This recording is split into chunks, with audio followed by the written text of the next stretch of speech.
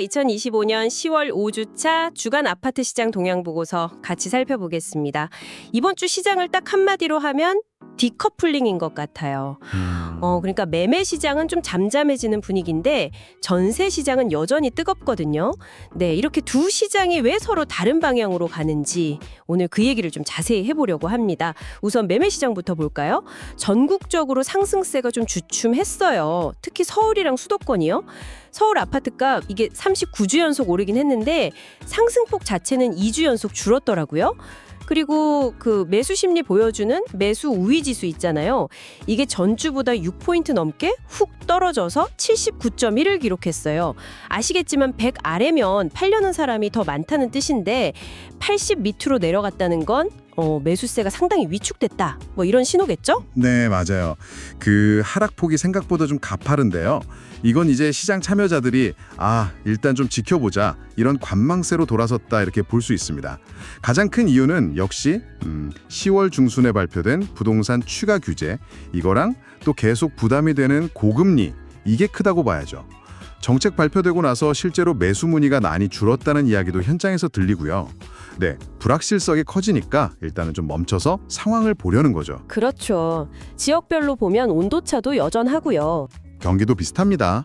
분당처럼 재건축 이슈 있는 곳은 좀 강세를 보였는데 이천이나 여주 같은 외곽 지역은 오히려 내렸고요. 네, 그리고 대전, 대구, 세종 이쪽 지방 일부 지역들도 계속 하락세를 보이고 있습니다. 매매 시장은 이렇게 좀 숨고르기에 들어간 분위기인데 전세 시장은 완전 딴판이네요.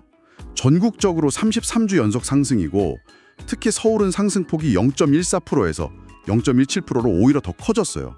정말 대조적이죠. 네, 그렇습니다. 이건 뭐 구조적인 원인이 커요. 구조적인 원인이요? 네, 기존 세입자들이 계약갱신하는 경우가 늘고 또 집주인이 실거주하는 경우도 늘면서 시장에 새로 나오는 전세 물량 자체가 확 줄었습니다. 매물이 귀해진 거군요. 그렇죠.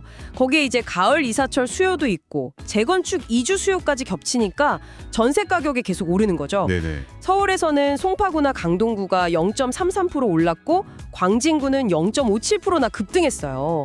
경기도 역시 서울 가까운 지역 위주로 계속 오름세고요. 세종시도 좀 특이하다면서요? 매매가는 내렸는데 전세가는 0.13% 올라서 서울 다음으로 상승률이 높았어요. 이게 특정 선호단지로만 수요가 몰리는 현상을 보여주는 거죠. 그렇군요.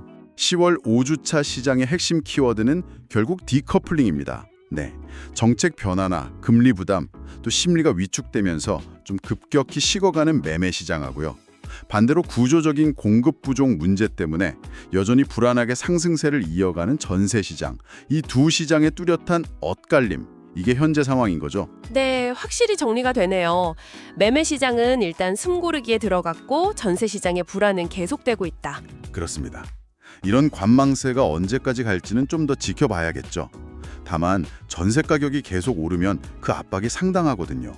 그러면 이 높은 전세 보증금을 감당하기 어려운 세입자들이 어쩔 수 없이 다시 매매로 눈을 돌릴 가능성, 이것도 생각해봐야 합니다. 그러니까 울며 겨자 먹기로 내 집 마련에 나설 수도 있다는 말씀이시죠? 네, 그럴 가능성도 배제할 수는 없습니다. 그래서 앞으로 금리가 어떻게 움직일지, 그리고 이미 발표된 정책들이 시장에서 실제로 어떤 효과를 낼지, 이게 정말 중요한 변수가 될 겁니다. 네. 이렇게 매매와 전세가 서로 다른 길을 가는 복잡한 상황인데요. 이런 때일수록 여러분의 주거 계획이나 시장을 보는 관점도 좀 더 유연하게 가져가야 할 것 같습니다. 빠르게 변하는 시장, 정확한 정보가 경쟁력입니다. 지금 구독하고 콕부동산과 함께하세요. 부동산은 콕, 구독, 좋아요는 꼭.